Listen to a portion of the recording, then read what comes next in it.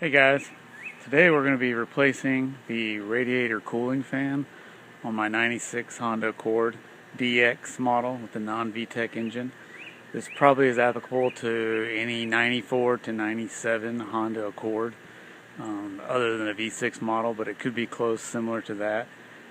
But let's go ahead and get started on replacing the radiator cooling fan. Okay, right here is your radiator cooling fan. The one right beside it is the condenser fan motor for the air conditioning.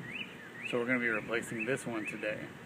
So what you want to do first is make sure the engine is cold when you're working, because it's going to be a little warm in there. Just remove these two AC line bolts that holds on this bracket. Okay, once you have those bolts removed, go ahead and flip the bracket out of the way. And the next thing you want to do, it's semi-optional, but I do it just so I can have more flexibility moving the radiator around. Because you're going to have a bracket here and a bracket here, two 10mm bolts holding both on.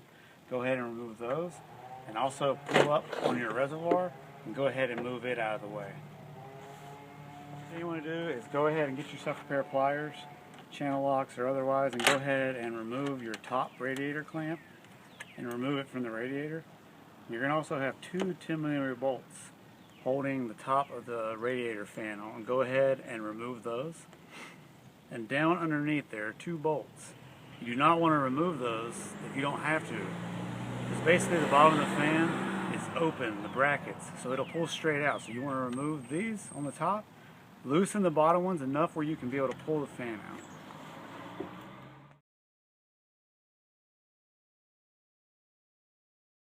Now that you have all that removed, the radiator fan, with a little effort, is going to be able to pull out of the top. You're going to have to work around this AC line. Be careful not to kink it, but it does have some flex in it, and you will be able to pull it out.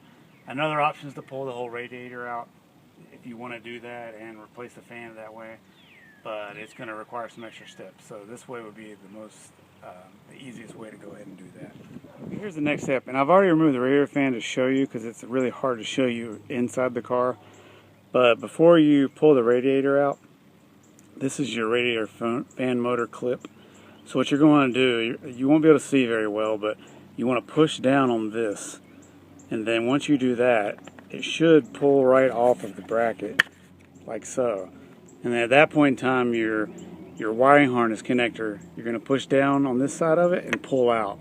And once you have that, the radiator fan should pull right out. Once you have the radiator fan out, you're going to want to compare the two together just to make sure that they're both the same radiator, the same bracket setup.